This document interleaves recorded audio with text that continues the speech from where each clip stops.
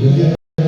श्री भगवान की जय। श्री भागवत भगवान की जय। श्री काशी महाराज की जय। सुखदेव भगवान की जय। स्वामी जी महाराज की जय। सद्गुरुदेव भगवान की जय। जय जय श्री राधे, जय जय श्री राधे, जय जय श्री राधे।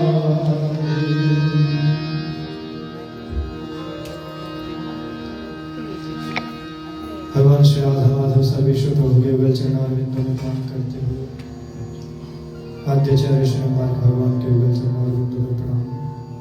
निज गुरुदेव श्री आचार्य चरणों के युगल चरणारविंदों में प्रणाम। श्री राधे।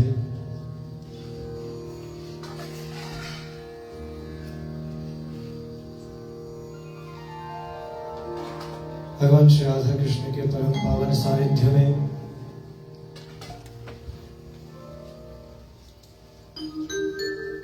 समुपस्थित समस्त भक्त महानुभाव, भागवत रस पिपासु, समस्त भक्तिमती माताएं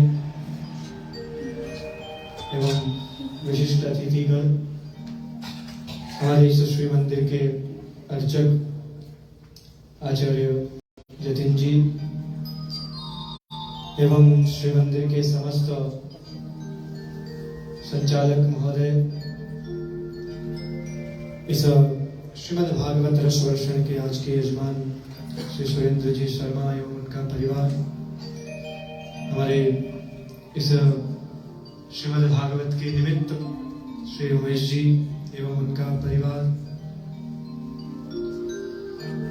आज अत्यंत प्रसन्नता का ये अवसर, परम सौभाग्य का अवसर, भगवान श्री राधा कृष्ण के पावन सानिध्य में इस श्री मंदिर में, यद्यपि भारतवर्ष से सुदूर इस परराष्ट्र में, इस सिडनी नगर में यह मंदिर स्थापित है, परंतु जब भगवान अपने इस वांगमय प्रतिरूप में जहां पर विराजमान होना चाहते हैं, वहां पर विराजमान होकर समस्त भगवत जनों को अपने इस दिव्य स्वरूप से आनंद प्रदान करते हैं। जिस श्रीमद् भागवत के निमित्त आप हम सभी यहाँ पर एकत्रित हुए हैं, आप सभी जो अवस्थित हैं, यह श्रीमद् भागवत क्या है? यह श्रीमद् भागवत भगवान का वांगमय स्वरूप है। वांगमय स्वरूप किसे कहते हैं? संभवतः कुछ व्यक्ति इस नाम से परिचित न हो। वांगमय स्वरूप अर्थात भगवान का गुणगान जिस श्रीमद् भागवत में किया गया है, जो शब्द रूप में, जो वाणी के रूप में, शब्द ब्रह्म के रूप में विद्यमान है, वह श्रीमद् भागवत भगवान श्री कृष्ण का वांगमय स्वरूप है। बोले भागवत भगवान की जय। भगवान इस श्रीमद् भागवत में कैसे विराजमान हुए? आप सभी के मन में शंका होगी कि श्रीमद् भागवत को ही क्यों भगवान का वांगमय स्वरूप कहा जाता है। तो जब भगवान श्री कृष्ण द्वापर के अंत में, जब उनकी समस्त लीलाएं संपूर्ण हो गई, चाहे वो बाल लीलाएं हों, ब्रज लीलाएं हों, उसके उपरांत महाभारत का युद्ध हो, फिर भगवान का द्वारिका गमन हो, द्वारिका में भगवान का संपूर्ण वैभवशाली जीवन, जब यह सभी चरित्र भगवान की लीलाएं पूर्ण हो गई और भगवान के वैकुंठ पधारने का समय हुआ, समस्त लीलाओं का संवरण करके भगवान जब वैकुंठ के लिए प्रस्थान करने लगे, तो उद्धव जी ने भगवान से पूछा कि भगवान, उद्धव जी भगवान के परम प्रिय सखा हैं, आप सभी जानते हैं, भगवान के अत्यंत प्रिय है, अंतरंग सखा है। भगवान कोई बात उद्धव जी से नहीं छुपा, कुछ भी भगवान को विशेष चर्चा करनी होती तो उद्धव जी से करते। तो उद्धव जी ने पूछा, भगवान आप अभी तक इस धरातल पर विराजमान रहे, आपने परित्राणाय साधूनां विनाशाय च दुष्कृतां धर्म संस्थापनार्थाय संभवामि युगे युगे। जो आपका सब संकल्प है, जो आपका स्वभाव है, भगवान का क्या संकल्प है? यदा यदा हि धर्मस्य ग्लानिर्भवति भारत अभ्युत्थानमधर्मस्य तदात्मानं सृजाम्यहम्। परित्राणाय साधूनां विनाशाय च दुष्कृतां धर्म संस्थापनार्थाय संभवामि युगे युगे। भगवान का अवतार धारण करने का ध्येय यही होता है, निमित्त यही होता है। जब जब हो ये धर्म की हानि, जब अधर्म का अधिक्य हो जाता है और धर्म ह्रास होने लगता है, तब भगवान अवतार धारण करते हैं इस धरातल पर। कृष्णावतार का भी भगवान का यही ध्येय, धर्म की स्थापना तो करना था ही, साथ में जो भी उनके आश्रित भगवत जन है, संत महापुरुष हैं, जो ब्रजवासी हैं, उन सबको अपनी लीलाओं से आनंद प्रदान करना, ये भगवान के उस दिव्य अवतार का एक और निमित्त था, ध्येय था। तो जब ये सब पूर्ण हुआ, सबको भगवान ने आनंद प्रदान किया, सबको लाभ दिया, जब भगवान की लीलाएं पूर्ण हुई, तो वैकुंठ के प्रस्थान का जब समय आया, क्योंकि द्वापर का अंत है, कलयुग का आगमन होने वाला है, तो भगवान वैकुंठ पर आने लगे। तो उद्धव जी ने पूछा, भगवान आप वैकुंठ चले जाएंगे और आपके आश्रित हम जीवों का क्या होगा? जो निरंतर आपका स्मरण चिंतन करने वाले भगवत जन, जिनका एकमात्र आश्रय आपके चरणारविंद है, आपका दिव्य स्वरूप, आपकी लीला, आपके नाम का गुणगान, जब तक ये है वही तब तक हमारे भक्तजन। तब भगवान ने उद्धव से कहा कि उद्धव, मैं कहीं नहीं जा रहा, क्योंकि इस धरातल पर पांच भौतिक शरीर में जिसने भी जन्म लिया है, ये मेरी ही प्रकृति का बनाया हुआ नियम है और मैं इस नियम को तोड़ नहीं सकता। ये भगवान का स्वयं नियम है कि जो भी इस पांच भौतिक शरीर से इस धरातल पर आएगा, उसे मृत्यु को प्राप्त होना ही है। पुनरपि जननम पुनरपि मरणम पुनरपि जननी जठरे शयनम। यह जीवन का क्रम है, इस प्रकृति का यह एक सुंदर दिव्य क्रम भगवान ने बनाया है।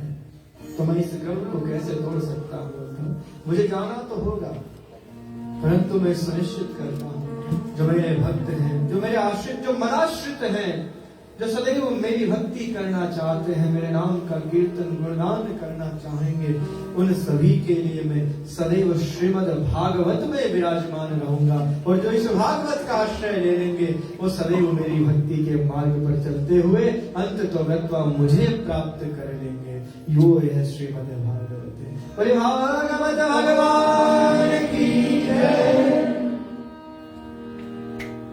यह श्रीमद् भागवत जो भगवान का दिव्यमांगमय स्वरूप है, और जहां भी यह श्रीमद् भागवत विराजमान हो जाती है, जहां पर श्रीमद् भागवत का गायन होता है, सुंदर दिव्य स्वर्ण होता है, स्मरण होता है, अथवा जो भी इस श्रीमद् भागवत में निमित्त बनते हैं, उन सब पर भगवान की कृपा अवश्य होती है, इसमें कोई संदेह नहीं।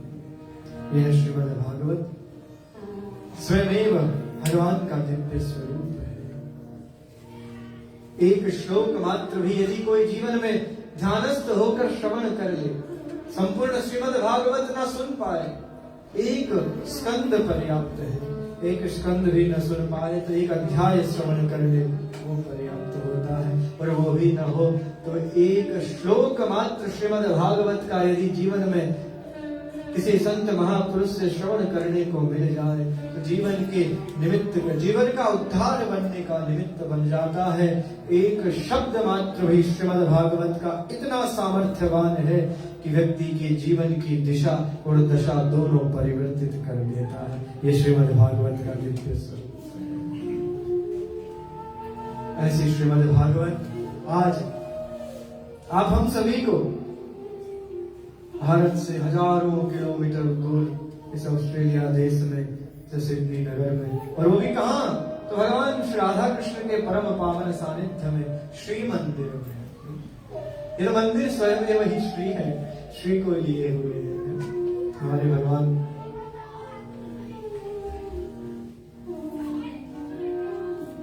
ऐसे इस दिव्य अवसर पर हमारे मध्य में इस कंबरलैंड इस क्षेत्र के जो मेयर हैं, वो सुश्री जोगी, आपका नाम है बताएंगे आप, हमारे चड्ढा जी, वो यहाँ पर उपस्थित हैं। वो अपने दो शब्द कुछ कहना चाहेंगी, उनके विषय में हमारे चड्ढा जी परिचय देंगे और उसके उपरांत जैसा भी उनका भाव रहेगा। Mayor Visa Lake and Councillor Suman Shah are here. They have been very cooperative. They have been literally a backbone for Indian community here and Sri Mandir. I'll just request the Mayor to speak just a few words. Thank you, Mayor. Sorry. That's fine.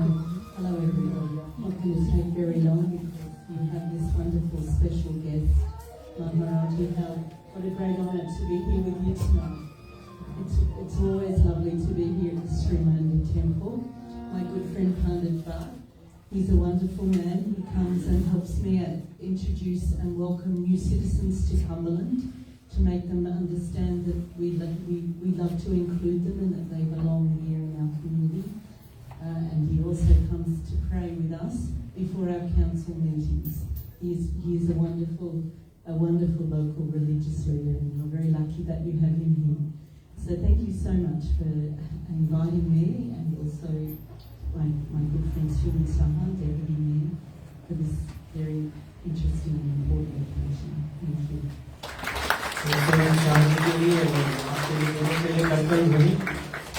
सनातन संस्कृति के प्रति इतने श्रद्धावनत हैं, आपके लिए बहुत बहुत आशीर्वाद और भगवान से ही प्रार्थना आपके हृदय में इसी प्रकार सनातन संस्कृति के प्रति भाव सदैव जागृत रहे, उनकी कृपा बनी रहे।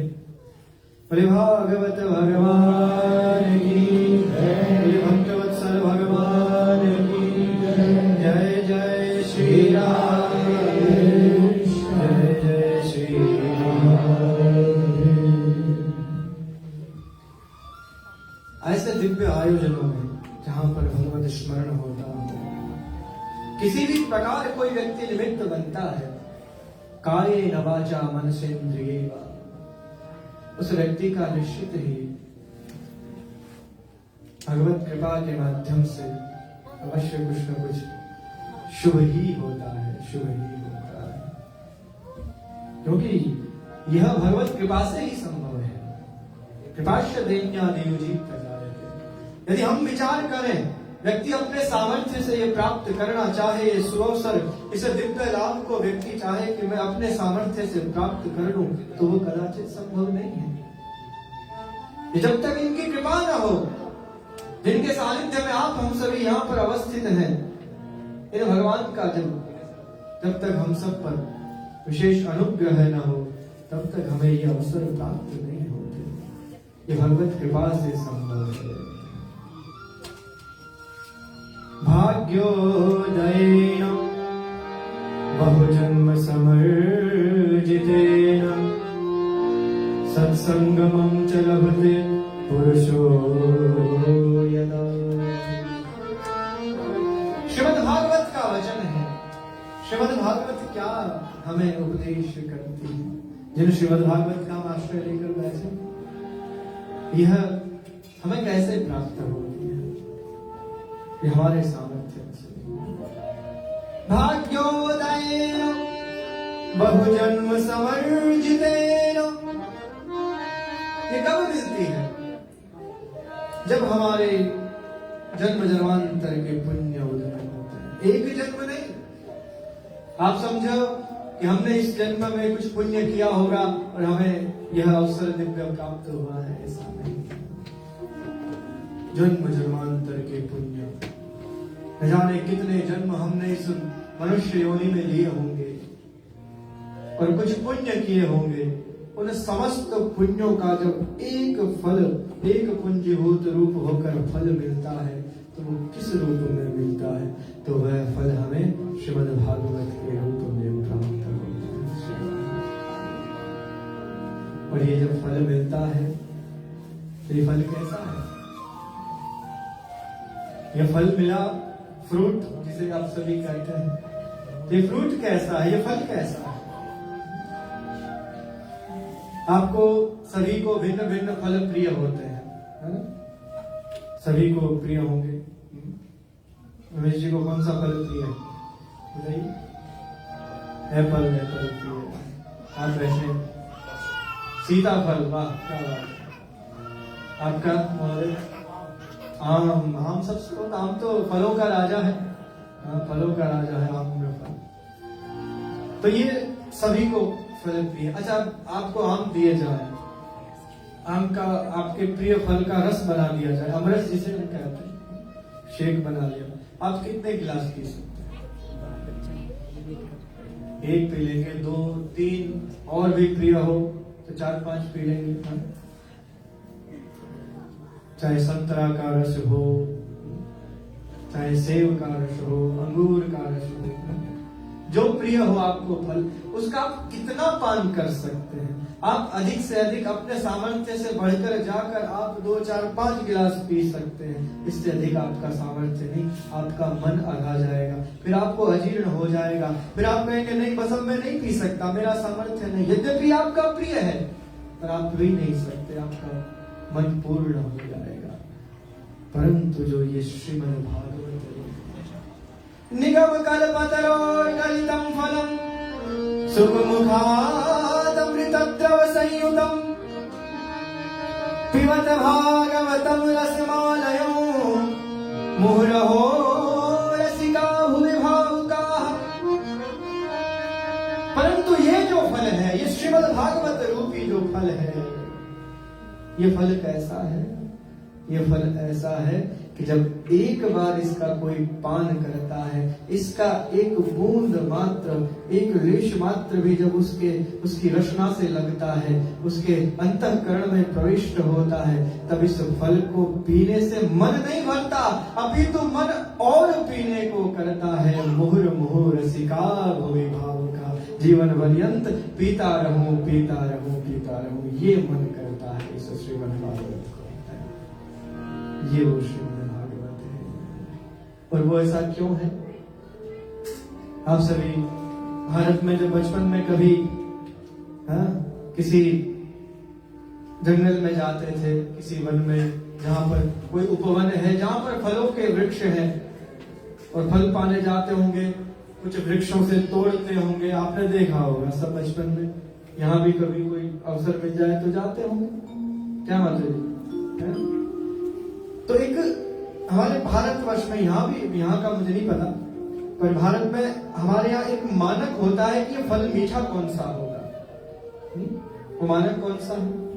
वो हम किस अनुमान से ये परिलक्षित करते हैं कि ये फल मीठा है, ये मधुर है? हमारे बड़े बुजुर्ग हमें सिखाते हैं कि बेटा फल वही चुनना जिस फल में तोते की चोंच लगी, क्योंकि जिस फल में तोते की चोंच लगी होती है ना, वो फल मीठा होता है। अब इसके 2 पहलू हो सकते हैं, या तो तोता उसी फल को चुनता है जो मीठा है, अथवा फल कैसा भी हो, यदि तोते की चोंच लग गई तो वो मीठा हो गया। इन दोनों ही विषयों में फल मीठा ही मिलेगा, ये निश्चित है, निश्चित बात। तो जब साधारण किसी भी शुक के तोते से स्पर्श किया हुआ फल हमें मधुर लगता है, तो यह तो श्रीमद् भागवत किनके मुख से निर्जरित हुई है? तो वो भगवान स्वयं सुखदेव के सुख मुखादमृतद्रव संयुतम पिबत भागवतम रसमालयम। तो भगवान सुखदेव के मुखारविंद से निर्जरित ये श्रीमद् भागवत का फल है, तो इसकी मधुरता का तो कोई पार ही नहीं है। यह तो इतना मीठा है कि जिसको एक बार पान करो पियो सुनते जाओ तो फिर सुनते ही जाओ सुनते ही जाओ। ये श्रीमद् भागवत का दिव्य स्वरूप है। यह ऐसा फल है जिस फल को प्राप्त करके जीव चाहता है कि यही फल मुझे बस मिलता है।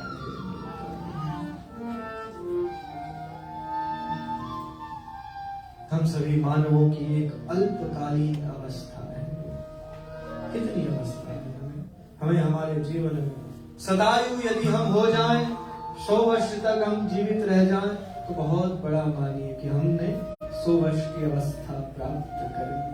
सदायु जी बहुत विरले होते हैं जो 100 वर्ष की अवस्था को पार करते हैं। यद्यपि हमारे यहाँ पर उद्घोष होता है कि मैं 100 वर्ष तक जीऊं। हमारे वेदों में, हमारे शास्त्रों में ये भगवान से प्रार्थना की जाती है, शतम जीवे शरदय शतम है। क्या आचार्य जी 100 वर्ष तक हम जीने की प्रार्थना करते हैं भगवान से, पर हमारे जीवन कितना हमारा जीवन है ये आप हम सभी नहीं जानते हैं। भगवान ने सुनिश्चित कर दिया है कि आपकी अवस्था कितनी है, आप कितने वर्ष, कितने दिन, कितने मास जीवित रहेंगे। तो इस अल्पकालीन जीवन यात्रा में, इस मनुष्य योनि में हम आ तो गए, पर क्या ये संभव है कि हम हमारे इस जीवन में समस्त शास्त्रों का अध्ययन कर सकें, उन शास्त्रों का अनुशीलन कर सकें? क्या ये संभव है? संभव नहीं है। आप सभी सदगृहस्थ हैं, आपको अपने जीवन में कितने कार्य होते हैं। आपको व्यापार करना है, परिवार का उदर भरण करना है, आपको बहुत सी व्यवस्थाएं करनी है। क्या इन सब के मध्य में आप इतना समय निकाल सकते हैं कि हमारे 18 पुराण, 18 उपपुराण, 18 उपपुराण, वेद, उपनिषद सभी का अध्ययन कर सके? क्या ये संभव है? क्या ये प्रैक्टिकल है? नहीं है, संभव नहीं।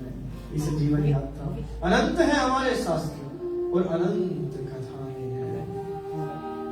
हरि अनंत हरि कथा अनंता, कहि सुनहि बहुविधि सब संता, कहि सुनहि बहुविधि सब संता।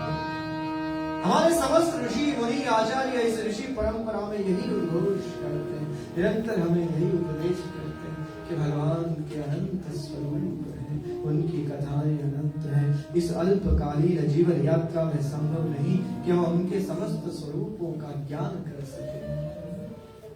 तो उसके लिए भगवान ने हम सब पर कृपा की। भगवान वेद व्यास ने हम सब जीवों पर कृपा करते हुए कि इस अल्पकालीन जीवन यात्रा में मनुष्य, आने वाला समय कलयुग का है। कदाचित त्रेता द्वापर सतयुग में फिर भी संभव हुआ करता था कि जीव आध्यात्मिक हुआ करता था। शास्त्रों का अनुशीलन, यज्ञानुष्ठान, देवस्थान, मंदिर में जाना, प्रणाम करना, भगवान का चरणामृत लेना, प्रसाद लेना, ये कदाचित बहुत सरल था, स्वाभाविक था, सहज था। पर आज के इस समय में, आज के इस परिप्रेक्ष्य में, कलयुग में आने वाला समय इतना कठिन होगा कि मानव इन सब के लिए समय नहीं निकाल पाए। उसके लिए अपने घर से चलकर किसी मंदिर में जाना भी कदाचित कठिन हो जाए। आप कितना व्यस्ततम समय रहता है, इतने व्यक्ति यहाँ पर बैठे, मुझे तो आश्चर्य होगा। इस राष्ट्र में भी इतने व्यस्ततम समय में भी आप सभी इतनी संख्या में यहाँ पर बैठे इस मंदिर में। देखिए सभी भक्तजन जो समय निकाल कर आए हैं, ये आपके लिए परम कल्याणकारी, परम हितकारी सिद्ध होगा। क्योंकि इस सत्संग में, इस भगवत कथा में बैठे हुए व्यतीत किया हुआ प्रत्येक क्षण, प्रत्येक पल हमारे जीवन के लिए बहुत ही उपयोगी सिद्ध होता है, इसमें कोई संदेह नहीं। बोले भागवत भगवान की जय। मुझे लगता है आपको मेरी बातें कम समझ में आती है, या फिर जो मैं कहता हूँ उस बात का आप अनुमोदन नहीं करते, तो करतल ध्वनि होनी चाहिए।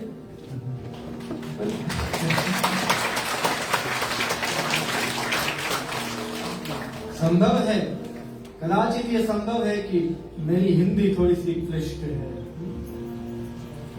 पर आप सभी भी भारतीय ही हैं। आप सबका मूल क्या है? भारतवर्ष है। जननी जन्मभूमिश्च स्वर्गादपि गरीयसी। भगवान श्री राघवेंद्र सरकार स्वयं हमें उपदेश करते हैं कि हम चाहे कहीं भी रहें, किसी भी राष्ट्र में, किसी भी परिस्थिति में रहें, पर हमें हमारी मातृभूमि और मातृशक्ति को कभी नहीं भूलना चाहिए। उनकी महिमा, उनकी गरिमा उतनी ही हो जाती है। तो आप सभी में वो संस्कार है, आप सभी में वो भाव है, बस आवश्यकता है उन्हें जागृत होने की। हाँ, थोड़ा सा आगे आ जाए, सबको स्थान मिल जाएगा। काफी खड़े।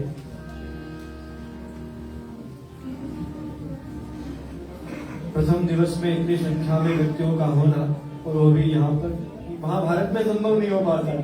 तो यहाँ आप सबका प्रयास बहुत सराहनीय है।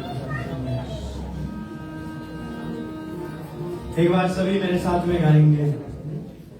हे गोपाल राधा कृष्ण गोविंद गोविंद, हे गोपाल राधा कृष्ण गोविंद गोविंद, राधा कृष्ण गोविंद गोविंद,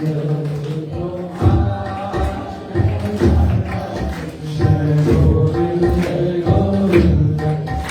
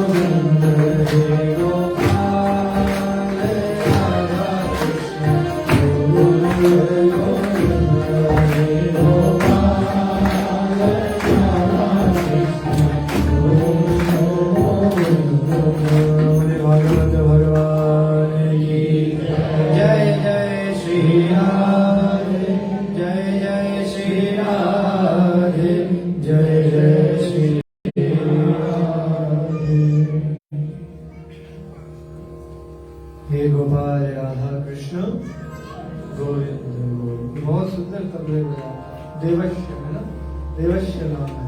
देखिए ये हमारी सनातन संस्कृति है। कितना छोटा सा बालक, ये संस्कार हम यदि हमारी भावी पीढ़ी में निरंतर प्रवाहित करते हैं, ये देते रहें सबको। इन छोटे बाल गोपालों को अभिवादन करना सिखाएं, प्रणाम करना हम सिखाएं, जय करना हम सिखाएं, ये आवश्यक है। क्योंकि कौमार आचरित प्राज्ञ, ऐसा नहीं है कि एक अवस्था होती है जब उस अवस्था में जाकर हमें अध्यात्म की शरण लेनी चाहिए। बुढ़ापे में जाकर हम भजन करें। एक धारणा सी बनती जाती है लोगों की आजकल कि अभी क्या करना, अभी तो हमारी किशोर अवस्था है, युवा अवस्था है, अभी हमें काम, अभी भगवान का भजन क्यों करना, अभी क्यों मंदिर में जाना। ये गलत धारणा है। जब ये प्रश्न प्रहलाद जी महाराज से दैत्य बालकों ने किया, प्रहलाद जी को आप सभी जानते हैं, 6 वर्ष की अवस्था थी और प्रहलाद जी को उनके पिता हिरण्यकश्यपु ने भेज दिया अपने विद्यालय में। और उनका विद्यालय भी बड़ा विचित्र, जिसमें केवल ये पढ़ाया जाता था कि भगवान कौन है, बोले हिरण्यकश्यपु भगवान है, ये पढ़ाया जाता था। आजकल ऐसे है ना, कुछ ऐसे विद्यालय हैं विधर्मियों के, जहां पर ऐसी ही शिक्षाएं दी जाती हैं कि हिंदू आपका शत्रु है। वैसे वहां कहा जाता था विष्णु तुम्हारा शत्रु है। ऐसे स्थानों पर केवल मानव जाति को केवल हिंसा करना सिखाया जाता हो, उनसे दूर रहना चाहिए। तो प्रहलाद जी से दैत्य बालकों ने कहा कि प्रहलाद जी आप हमें बैठाकर, तो प्रहलाद जी क्या करते थे, वहां पर दैत्य बालकों को, राक्षसों के बालकों को बैठा लेते अपने पास में, और फिर वहां पर भी कीर्तन शुरू हो जाता है। हे गोपाल राधा कृष्ण गोविंद गोविंद, हे गोपाल राधा कृष्ण गोविंद गोविंद, हे गोपाल राधा कृष्ण गोविंद गोविंद, हे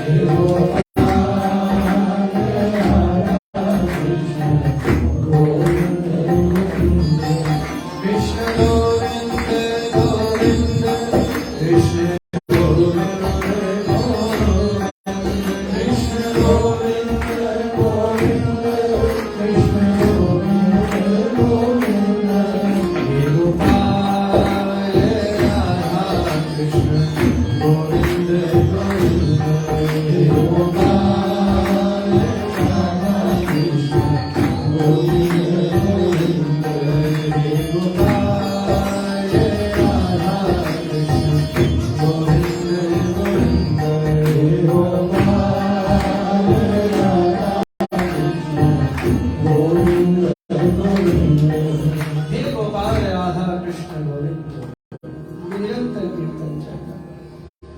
तो दैत्य बालकों ने कहा प्रहलाद जी अभी अपने खेलने कूदने के दिन है, बच्चे हैं हम सभी, अभी क्यों हमसे भजन कीर्तन करा रहे हैं। तब वहां पर प्रहलाद जी ने उपदेश दिया तो नहीं, कौमार आचरित, इस बाल्यावस्था से ही, इस बालपन से ही भगवान का भजन कीर्तन, मंदिर में जाना, भगवान को प्रणाम करना, ये सब इसी अवस्था से प्रारंभ हो जाना चाहिए। क्योंकि इस अवस्था में प्रारंभ किया हुआ कोई भी कार्य, कोई भी कर्म, वो हमारे जीवन की चर्या बन जाता है, वो हमारे जीवन की एक आदत बन जाता है। और बाद में जब हम बड़े हो जाते हैं, जब हमारा हृदय पक जाता है, जिस प्रकार जब तक मिट्टी कच्ची होती है तभी तक आप उसमें घट का अथवा सुराही का या किसी भी पात्र का आप उसे स्वरूप दे सकते हो। जब वह पक जाता है तब उसको आप अपने अनुरूप नहीं ढाल सकते, उसे आप अनुरूप कुछ स्वरूप नहीं दे सकते। उसके लिए आवश्यक है कि उस कच्चे घड़े को आप अपने अनुसार बनाएं। तो ये बाल गोपाल सब जो है ये कच्चे घड़े और यही धरोहर है। आपने यदि इनको सुसंस्कारित नहीं किया, सुशिक्षित नहीं किया, माता शत्रु पिता बैरी ये न बालो न पाठिता, वो माता पिता शत्रु है उस बालक के, वो अभिभावक ही नहीं है, इन्होंने अपने संतति को उचित शिक्षा नहीं दी। संस्कार शिक्षा आप देते हैं, शिक्षा देने में आप समर्थ हैं। संभवतया इस नगर के जितने भी अच्छे से अच्छे विद्यालय होंगे आप उनमें अपने बालकों को भेजते होंगे, उनके ऊपर हजारों लाखों डॉलर आप सब खर्च करते होंगे, इसमें कोई संदेह नहीं। आप चाहते हैं कि आपकी संतति, आपके बाल गोपाल अच्छे से अच्छे विद्यालय में पढ़े, परंतु क्या ये सुनिश्चित करते हैं कि आपकी आने वाली पीढ़ी सुशिक्षित होने के साथ में सुसंस्कारित है कि नहीं? उनमें वो संस्कार है कि नहीं? वो अपने माता पिता को प्रणाम करते हैं अथवा नहीं? वो किन्हीं ब्राह्मण को, किन्हीं संत महापुरुष के सानिध्य में जाते हैं, कभी मंदिर में जाते हैं तो पुजारी को प्रणाम करते हैं, भगवान के सन्मुख बैठकर 5 मिनट ध्यान करते हैं। ये सीखना बहुत आवश्यक है। केवल शिक्षित होना स्वयं में परिपूर्ण नहीं होता, संस्कारित होना, इस हमारी अनादि वैदिक सनातन संस्कृति, इस सनातन संस्कृति सबसे पुरातन है। या आप हम सभी को गर्व होना चाहिए कि आप जिस संस्कृति से आते हैं इससे पुरातन आदि संसार में कोई भी नहीं है। जितनी भी संस्कृतियां हैं कोई 1000, 500, 2000, 3000 वर्ष पुरानी होंगी। ये हमारी अनादि वैदिक सनातन संस्कृति करोड़ों वर्षों की पुरानी संस्कृति है और उस संस्कृति की हम अनुयायी हैं, तो हमसे श्रेष्ठ कोई संस्कृति वाला नहीं। ध्यान रखिए, ये गर्व होना चाहिए। और ये हमारी ही संस्कृति हमें कहती है, संपूर्ण संसार को उपदेश देती है कि अयम निजः परो वेति गणना लघु चेतसाम उदार चरितानाम तु वसुधैव कुटुम्बकम्। ये संदेश हमने दिया है संसार को कि हम किसी को छोटा बड़ा अपने से नीचा नहीं मानते, हम सभी को समान मानते हैं, हम सभी में भगवान का दर्शन करते हैं। और ये संपूर्ण सृष्टि, जितनी भी यावन निखिल मात्र संसार है, सब हमारा कुटुंब है, हमारा परिवार है। वसुधैव कुटुम्बकम्, ये हमने सिखाया है और किसी संस्कृति में नहीं मिलेगा। ध्यान रखिए कि हमारे शास्त्र कहते हैं कि हम वसुधा को कुटुंब मानते हैं, और यदि कुटुंब नहीं मानते तो क्या आप सभी इतनी दूर, हजारों मील दूर आते हैं यहाँ पर और यहाँ पर आकर अपना वर्चस्व स्थापित करते? आप आए, आपने सभी को अपना समझा, प्रेम दिया, तो आज आप सभी यहाँ पर उपस्थित हैं। हमारे भगवान यहाँ पर विराजमान है, क्योंकि हम संपूर्ण वसुधा को अपना मानते हैं। हर देश हमारा है, पूरी मानव जाति को हम समान दृष्टि से, क्योंकि हमारी संस्कृति से हमें उपदेश मिला है। सनातन संस्कृति सबसे पुरातन है, आप सभी उस संस्कृति के अनुयायी। तो कौमार आचरित प्राज्ञ ये होना चाहिए, उसका दर्शन मुझे यहाँ पर हो रहा है, बहुत प्रसन्नता। मैं जिस घर में रह रहा हूँ उमेश जी के यहाँ पर, इनके दोनों बाल गोपाल सुबह उठते ही प्रणाम करते हैं, आशीर्वाद लेते हैं, अच्छा लगता है। हमें प्रणाम करते हैं इसलिए अच्छा नहीं लगता, हमें तो संसार बहुत लोग प्रणाम करने वाले हैं, कोई बात नहीं, पर जहाँ इस राष्ट्र में आकर यहाँ के बालक जब प्रणाम करते हैं तो आशीर्वाद लेते हैं, तो मन प्रसन्न होता है कि आपने उन्हें इतना योग्य बनाया है कि आज वो इस महत्व को समझ सके। नित्यं वृद्धो प्रसेव्यम्, अपनों से बड़ों का आशीर्वाद लेना कितना आवश्यक है। इस संस्कृति का स्वरूप, ये संस्कार कहाँ मिलते हैं? ये संस्कार संस्कार या तो माता पिता से, अभिभावकों से मिलते हैं, अथवा किन्हीं महापुरुषों की शरण में बैठकर सत्संग करने से ये संस्कार मिलते हैं। ये जो श्रीमद् भागवत जिसका हम आश्रय लेकर 7 दिन तक भगवत चर्चा करेंगे, भगवत गुणानुवाद होगा, ये सब क्या है? ये केवल सत्संग की बात है। ये सब महापुरुषों के दिव्य भगवान के जो भक्त हुए हैं, जो भगवान के पार्षद हुए हैं, उन सब का जो सत्संग है, उन सब का जो स्वयं का अनुभव है, वो इस श्रीमद् भागवत में परिवर्तित है। इसीलिए इसका नाम भागवत है। इसका नाम भगवान नहीं है, श्रीमद् भागवत है। अर्थात जो भगवान के आश्रित भक्त हैं, उनका भी इसमें गुणगान किया गया है, उनका भी इसमें चरित्र बताया गया है। श्रीमद् भागवत। तो इस श्रीमद् भागवत की रचना कैसे हुई, ये भी आप सभी जानना चाहेंगे अवश्य। होता क्या है, जब तक हमें किसी कर्म के प्रति ये पता न हो कि इस कर्म को करने से हमें मिलेगा क्या। आप सभी बड़े व्यवहारिक हैं, प्रैक्टिकल हैं, संसार का हर व्यक्ति होता है। जब तक वो कर्म नहीं करता, जब तक उस कर्म में हमें फल क्या मिलने वाला है ये ज्ञात नहीं होता। आप सभी जब कोई व्यापार करते होंगे तो सोचते होंगे ना, इस व्यापार को करने से मुझे कितना धन मिलेगा, क्या मेरा फल होगा। तो जब तक किसी कर्म को हमें फल मिलेगा, क्या मिलेगा, ये ज्ञात न हो, तब तक उसमें रुचि नहीं होती। उसी प्रकार श्रीमद् भागवत में बैठकर, इस कथा में आप सभी बैठे हैं, इतना समय बैठेंगे 2-3 घंटा, और फिर आपको मिलेगा क्या, ये आपको जब तक पता न हो तब तक आपकी रुचि नहीं आएगी। तो ये श्रीमद् भागवत हमें क्या देती है? ये तेनयम मांगमयी, ये भगवान का श्री विग्रह स्वरूप है। ये हमें क्या देता है? तो ये हमें परम विवेक देता है, परम भक्ति ज्ञान विरागाप्तो विवेको वर्धते महान, माया मोह निरासश्च।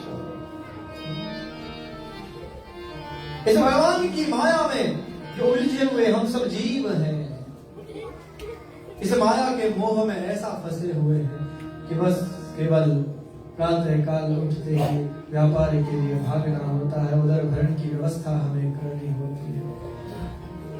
हम भूल जाते हैं कि वास्तविक हमारा स्वरूप क्या है, मानव का चरम लक्ष्य क्या है, मानव का ध्येय क्या होना चाहिए, क्या होना चाहिए, बताइए। इस मानव का ध्येय क्या है, मानव का अंतिम लक्ष्य क्या है, बताइए।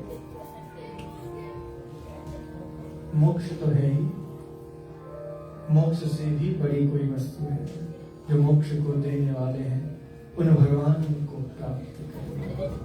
ये मानव का जो क्रम है, जो वास्तविक मानव को प्राप्त होना चाहिए, जो ध्येय है, वो है भगवत प्राप्ति।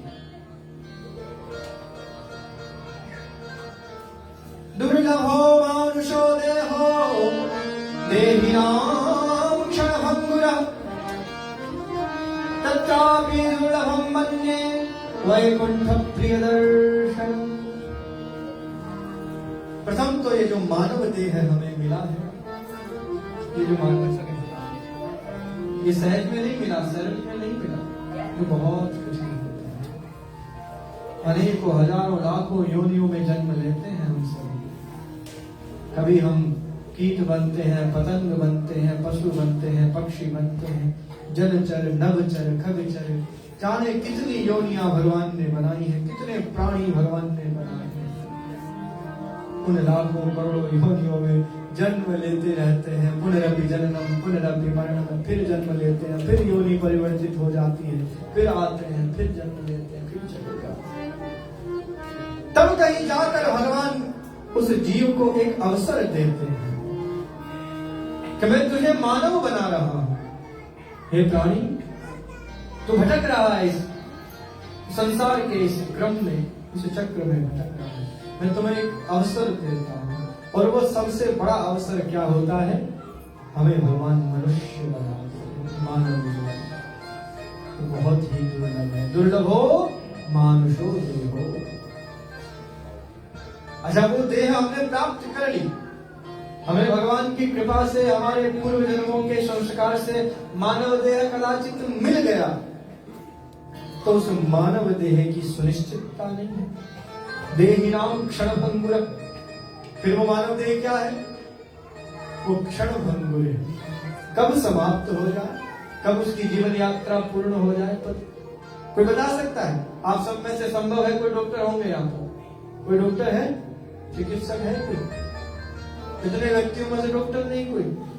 हमारे भारत वाले तो डॉक्टर बनने आते हैं ज्यादा इधर, और भारत के डॉक्टरों का ही आज वर्चस्व। आपको वैसे माता जी डॉक्टर है ना, हो ही नहीं सकता इतने व्यक्तियों में डॉक्टर ना मिले कोई।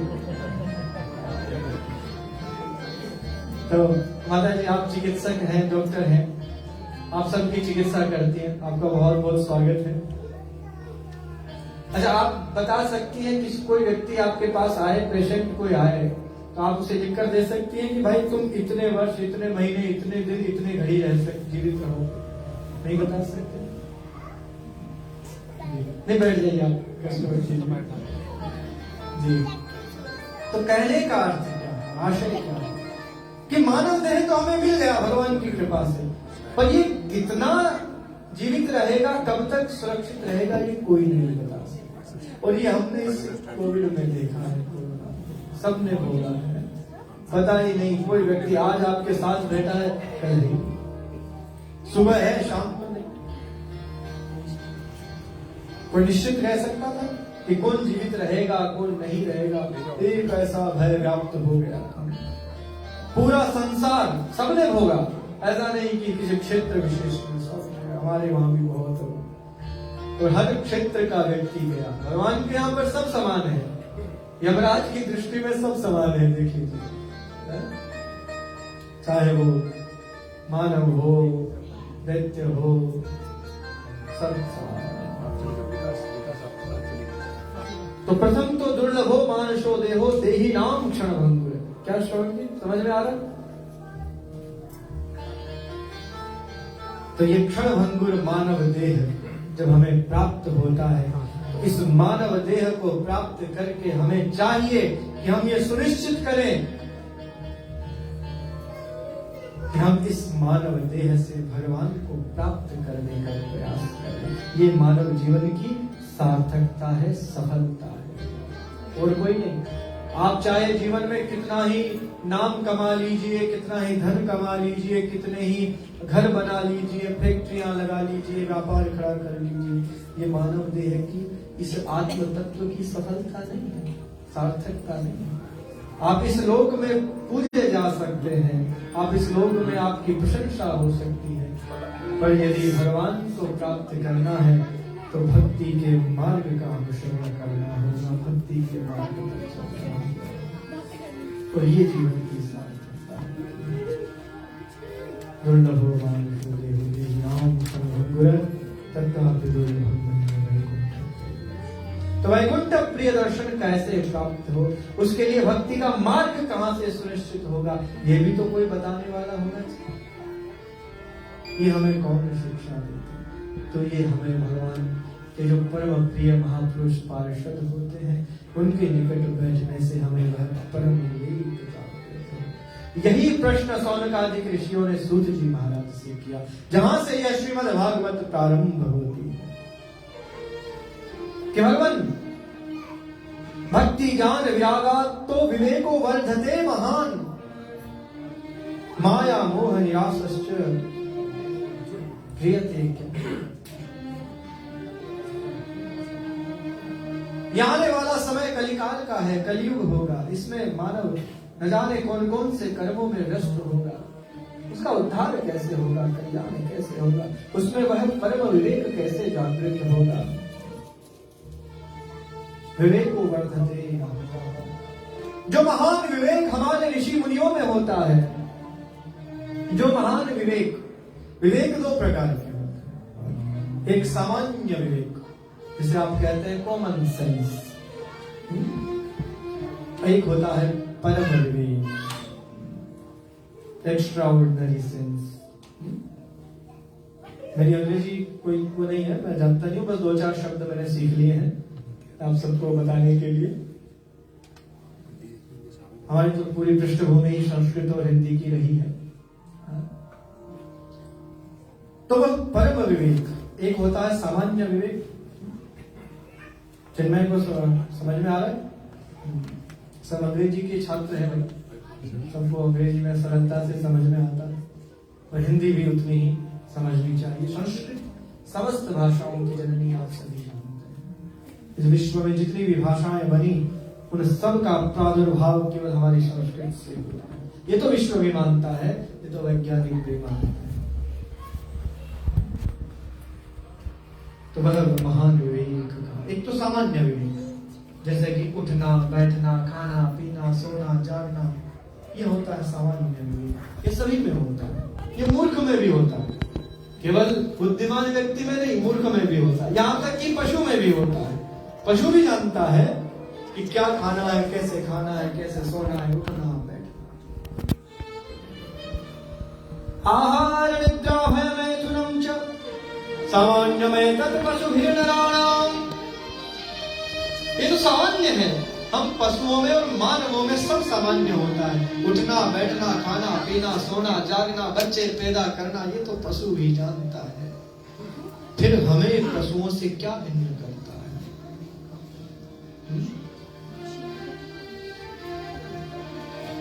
क्या ऐसा है जो हमें अंतर करता है? धर्मो हि तेषाम् अधिको विशेष धर्मेण हीना पशुभिः समा। आपको याद है बहुत कुछ? आपका शुभ नाम? दिलीप सिंह जी जडेजा, गुजरात से हैं। बहुत से श्लोक इनको याद है, मैं बोलते जा रहा हूँ, वो बोलते जा रहे हैं। मुझे लगता है अगली बार कथा आपसे ही करवानी पड़ेगी। ये भगवत कथा का प्रभाव है, किसी व्यक्ति विशेष का। ये भगवत नाम का दिव्य प्रभाव है। अन्यथा इतनी देर तक इतने व्यक्ति बैठकर एक स्थान पर सुन लें, ये भी बड़ा कठिन होता है। तो हमें जो धर्म का पालन, हमारी बुद्धि, विवेक हमें पशुओं से भिन्न करता है। और वो विवेक कौन सा? सामान्य नहीं, वह परम विवेक जो भक्ति, ज्ञान, वैराग्य से परिपूर्ण है। परम विवेक कौन सा हुआ? हम बहुत इंटेलिजेंट हो गए, वैज्ञानिक बन गए, इसरो में चले गए, या यहाँ वाली को क्या नासा में चले गए, वो हम परम विवेकी नहीं हुए। परम विवेक किसे कहा जाता है? जो भक्ति, ज्ञान, वैराग्य से परिपूर्ण, अर्थात जिस बुद्धि में भक्ति है, ज्ञान है, वैराग्य है, वह बुद्धि सबसे श्रेष्ठ। सा बुद्धिर्विमलेन्दु शंखधवलम् या माधवव्यापिनी सा जिह्वा मृदुभाषिणी नृमुः या स्तौतु नारायण। क्या समझे? सा बुद्धिर्विमलेन्दु शंखधवला, वह बुद्धि सबसे स्वच्छ है, निर्मल है, श्वेत धवल के समान है, जिस बुद्धि में भगवान वास करते हैं, जिस बुद्धि में सदैव भगवान का दिव्य स्वरूप निवास करता है, जिसमें भगवान का चिंतन है, वो बुद्धि सबसे। वो बुद्धि नहीं जो बुद्धि अपनी चातुर्य से कुछ भी प्राप्त कर ले, उस बुद्धि को श्रेष्ठ नहीं कहते। बुद्धि वो श्रेष्ठ होती है जिस बुद्धि में भगवान। और वह बुद्धि श्रेष्ठ परम विवेकी कब बनती है? जब वह बुद्धि श्रीमद् भागवत का आश्रय लेती है, श्रीमद् भागवत का श्रवण करती है, तब उसका वह परम विवेक जागृत हो जाता है। उस परम विवेक को जागृत करके वह मानव श्रेष्ठ बन जाता है और भगवान का परम प्रिय बन जाता है। बोलिए भागवत भगवान की जय। तो ये भागवत क्या बनाती है? अंत तो गत्वा निष्कर्ष क्या निकला इस संपूर्ण चर्चा का? कि यह भागवत हमें परम विवेकी बनाती है, परम बुद्धिमान बनाती है, परम ज्ञानी बनाती है। तो बताइए, इससे श्रेष्ठ और कोई ग्रंथ हमारे सनातन संस्कृति में अभी तो इस मानव जाति के लिए कोई हो सकता है? श्रीमद् भागवत भागवत एकमात्र ऐसा है। अथवा भगवान की जितनी भी कथाएं हैं, ये भगवान श्री कृष्ण की कथाएं हैं, उसी प्रकार भगवान राम की कथा है। सबके दिव्य अपने अपने स्वरूप। हरि अनंत हरि, वो अनंत कथाएं जब पुंजभूत रूप में आकर श्रीमद् भागवत के रूप में हमें प्राप्त हुई, तो यह मानव कल्याण का सबसे श्रेष्ठ साधन है। 7 दिन में किसी को मुक्ति चाहिए, किसी को अपना उद्धार करना हो, किसी को अपना कल्याण करना हो, तो श्रीमद् भागवत से श्रेष्ठ कोई है ही नहीं। सप्ताहेन श्रुतं चेतत् सर्वथा मुक्तिदायकम्।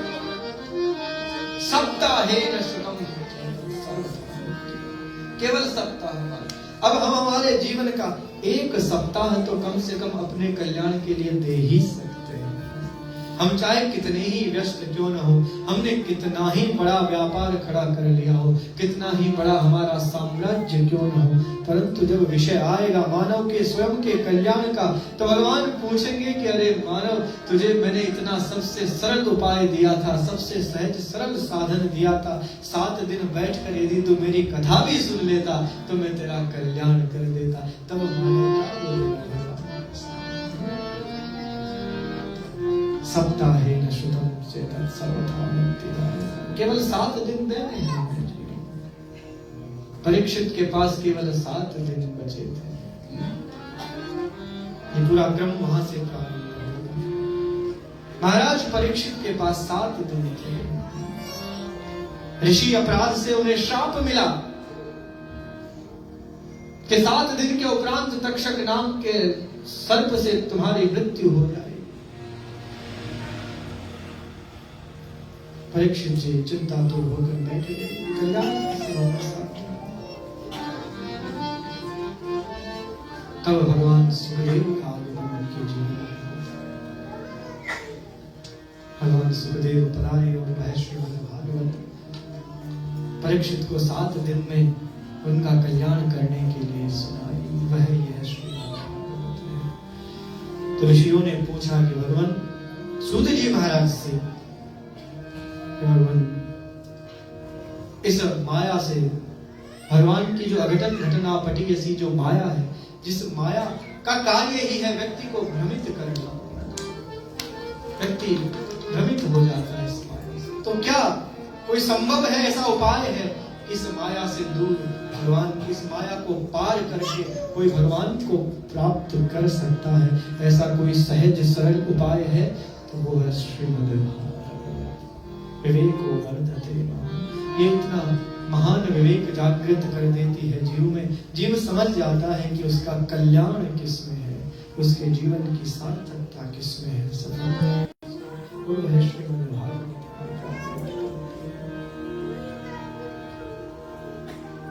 पर उसका पात्र होना आवश्यक है। जब भगवान परीक्षित को भगवान सुखदेव कथा सुनाने लगे, तो उसी समय देवता आ गए। और देवता क्या लेकर आए? अमृत लेकर। देवताओं ने आकर भगवान सुखदेव से कहा कि भगवान, आप जो ये कथा कर रहे हैं, आप जो कथा सुनाने वाले हैं परीक्षित को, इस कथा को आप हमें दे दीजिए, हमें सुना दीजिए, इसका निमित्त हमें बना दीजिए, परीक्षित को रहने दीजिए। आप परीक्षित के कल्याण को, परीक्षित को मृत्यु के भय से आप मुक्त करना चाहते हैं, तो उसके लिए हम अमृत लेकर आए। क्या कहा देवताओं ने कि ये अमृत परीक्षित को आप पिला दो, आपको भय यही है ना कि परीक्षित की मृत्यु ना हो। देवता समझ नहीं पाए, देवताओं ने उसका महत्व नहीं समझा, विषय नहीं समझा। पर श्रीमद् भागवत का महत्व वो भी जानते थे, महत्व वो भी जानते थे कि इस श्रीमद् भागवत की महिमा कितनी है। यह यदि हमें मिल जाए तो फिर आनंद हो जाए।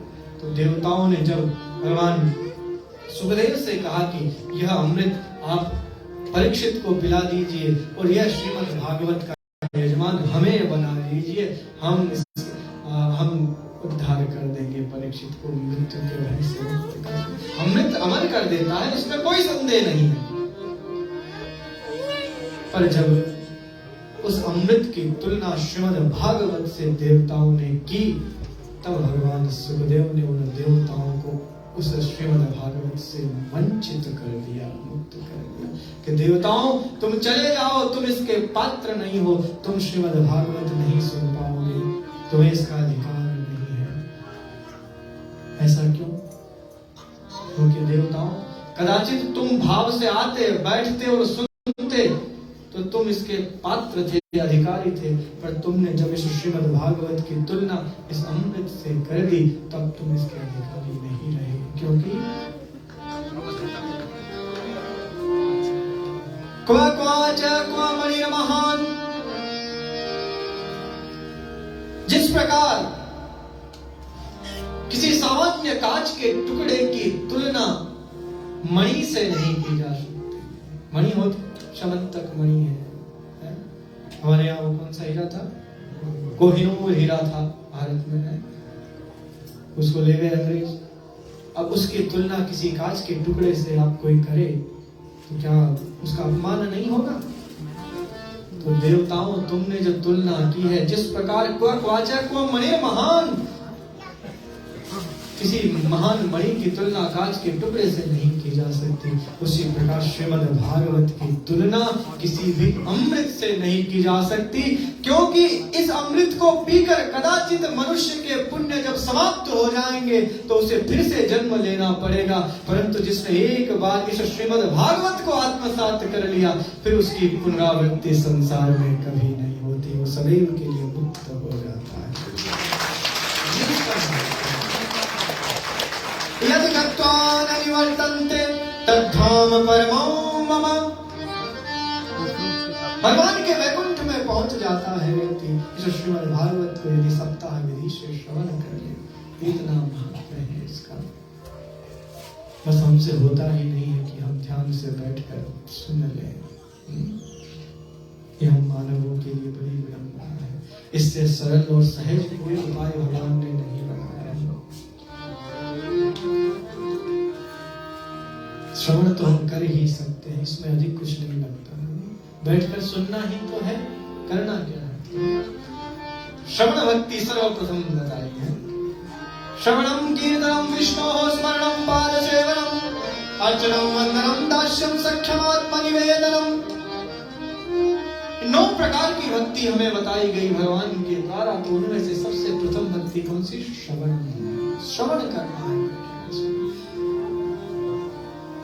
प्रथम भक्ति संतन करे संग, प्रथम भक्ति श्रवण करनी है, सत्संग करना है, क्योंकि उस सत्संग से हमारा वह परम विवेक जागृत होगा और वो हमें भगवान तक लेकर जाएगा।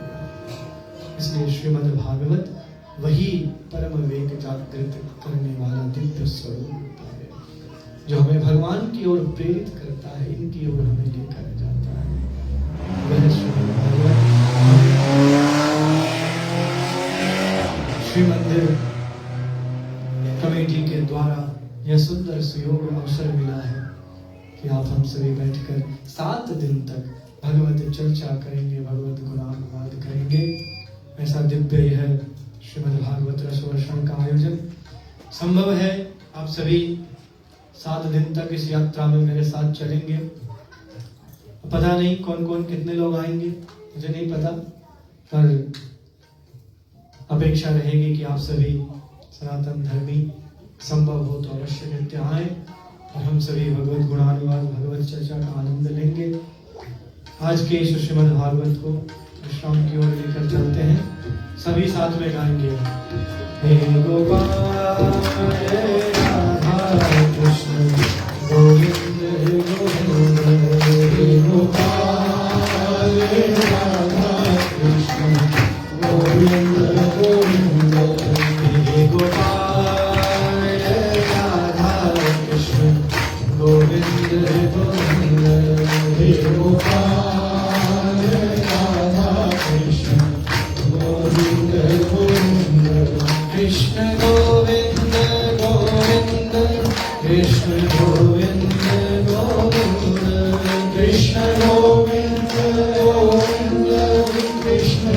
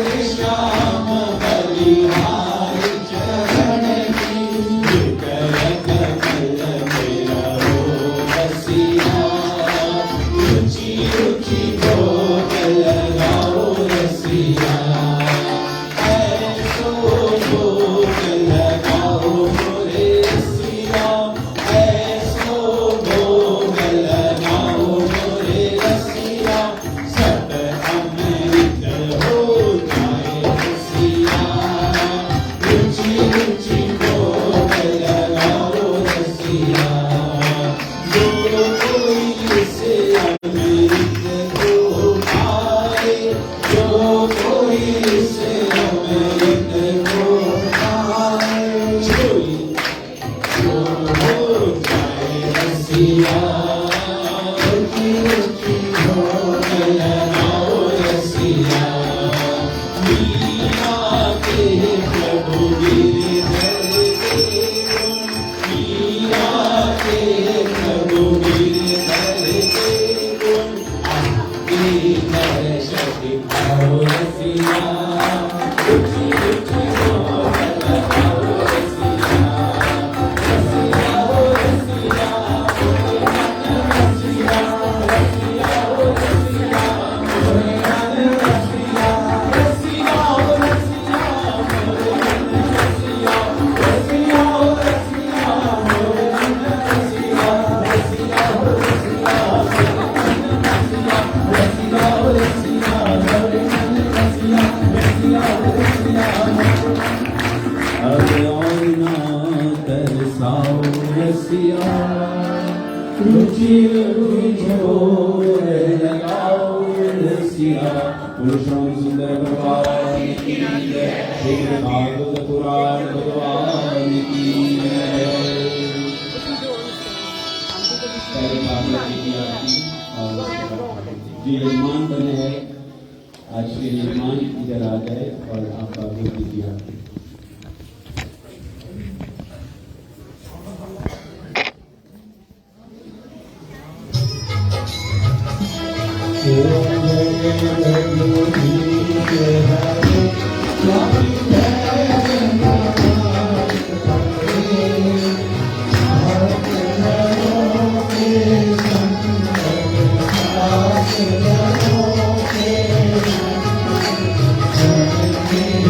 Thank you.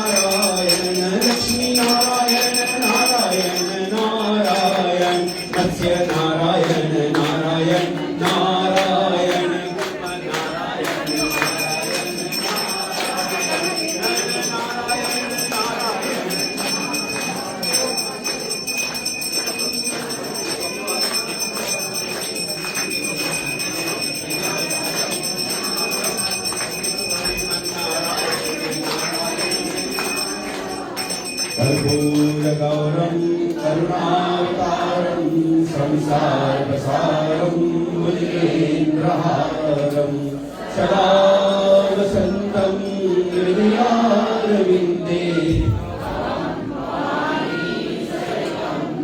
मङ्गलं भगवान् विष्णुर्मङ्गलं गरुडध्वज मङ्गलं पुण्डरीकाक्षो मङ्गलायतनो हरि मङ्गलं भगवान् शम्भो मङ्गलं वृषभध्वज मङ्गलं पार्वतीनाथो मङ्गलायतनो हर मङ्गलं भगवान् गणपति मङ्गलं वृषभध्वज मङ्गलं पार्वतीपुत्रो मङ्गलायतनो गणः मंगलम भगवान श्रीरामः मंगलम पुष्पकध्वज मंगलम जानकीनाथो मंगलाय पुरुषोत्तम मंगलम भगवान हनुमते मंगलम श्रीराम भक्त मंगलम अंजनी पुत्रो मंगलाय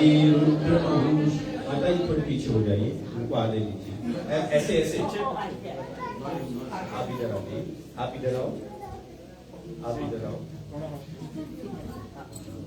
सर्वमंगल मांगल्ये शिवे सर्वार्थ साधिके शरण्ये त्र्यंबके गौरी नारायणी नमोस्तुते नारायणी नमोस्तुते नारायणी नमोस्तुते। जलेन प्रतीक्षे कृतेन देवाभिवन्दनं सकलदेवाभिवन्दनं देव्याः अभिनन्दनं आत्मानाम् अभिवन्देश्च।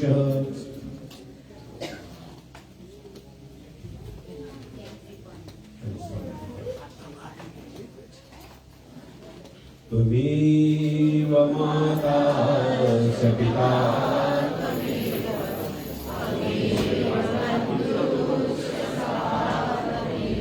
त्वमेव विद्या द्रविणं त्वमेव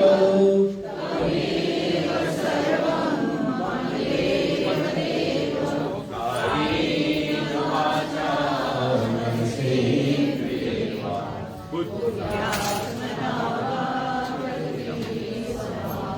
करोमि यद्यत् सकलं परस्मै नारायणाय समर्पयामि सदा शिवाय समर्पयामि जगदम्बिकाय समर्पयामि। हम सब लोग मिलकर पहले मंत्र पुष्पांजलि अर्पण होगा, इसके बाद क्षमा याचना। ओम जगदेन जगन्मय दंत देवास्तानि धर्माणि प्रथमान्यासन्नः देहनाकं महिमानः सतन्त्र यत्र पूर्वे साध्यः सन्ति देवाः। ओम सब लोग मिलकर हम क्षमा याचना करें। आवाहनं न जानामि तवार्चनं पूजां चैव न जानामि क्षमस्व परमेश्वर अन्यथा शरणं नास्ति त्वमेव शरणं मम तस्मात् कारुण्यभावेन रक्षस्व परमेश्वर अपराध सहस्राणि क्रियन्ते हर्निशं मया दासोऽयम् इति मां मत्वा क्षमस्व परमेश्वर यदक्षरं पदं भ्रष्टं मात्राहीनं च यद् भवेत् तत्सर्वं क्षम्यतां देव प्रसिद्ध परमेश्वर। पापोऽहं पापकर्माहं पापात्मा पापसंभव त्राहि मां पुण्डरीकाक्षो सर्वपापो हरो हरि। गतं पापं गतं दुःखं गतं दारिद्र्यमेव च आगता सुखसम्पत्ति पुण्योऽहं तव दर्शनात् मंत्रहीनं क्रियाहीनं भक्तिहीनं सुरेश्वर यद्बुदितं मया देव परिपूर्णं तदस्तु मे। आकाशात् पतितं तोयं यथा गच्छति सागरं सर्वदेव नमस्कारः केशवं प्रति गच्छति भागवतं प्रति गच्छति। नानासुगन्धपुष्पाणि विविक्तावद्भवानि च पुष्पाञ्जलिं मया दत्तं ग्रहाणं परमेश्वरः। बोलो राधा कृष्ण भगवान की गणपति बप्पा मंगलमूर्ति श्री रामचंद्र भगवान की जय। पवन सुत हनुमान जी की विश्वनाथ जी बाबा की, श्याम सुंदर श्री अम्बे महारानी जी की जय, नवग्रह भगवान की जय, महावीर स्वामी की जय, शंखेश्वर पार्श्वनाथ भगवान की जय, शिरडी वाले साईं बाबा की जय, झूलेलाल भगवान की जय, शंकर पार्वती परिवार की जय, मेरी मात की जय, जयकारा शेरवल्ला बोल साचे दरबार की, गायत्री माता की जय, सरस्वती माता की जय, महालक्ष्मी माता की जय, संतोषी माता की जय, गौ माता की जय, तुलसी माता की जय, अपने अपने माता पिता की जय, गुरु भाई सब संतन की, आज के आनंद की, आनंद आया कितना, आज के आनंद की जय जय श्री राधे, जय जय श्री राधे, जय जय श्री राधे, श्री वृंदावन बिहारी लाल की, श्री बांके बिहारी लाल की, श्री भागवत महापुराण की, पुराणी महाराज की जय, आज के आनंद की, आनंद कराने वाले महाराज की जय जय श्री ओम। सर्वे भवन्तु सुखिनः, सर्वे सन्तु निरामया, सर्वे भद्राणि पश्यन्तु मा कश्चित् दुःखभाग् भवेत्, असतो मा सद्गमय, तमसो मा ज्योतिर्गमय, मृत्युर्मामृतं गमय, ओम शांति शांति ओम हरे नमः, ओम हरे नमः, ओम हरे हरि ओम नमः पार्वती पते हर हर महादेव। अब सभी भक्तों को निवेदन है, जो यजमान है पहले आ जाए, महाराज जी से आशीर्वाद ले और फिर आप भोजन प्रसाद के सभी लोग भोजन प्रसाद करें।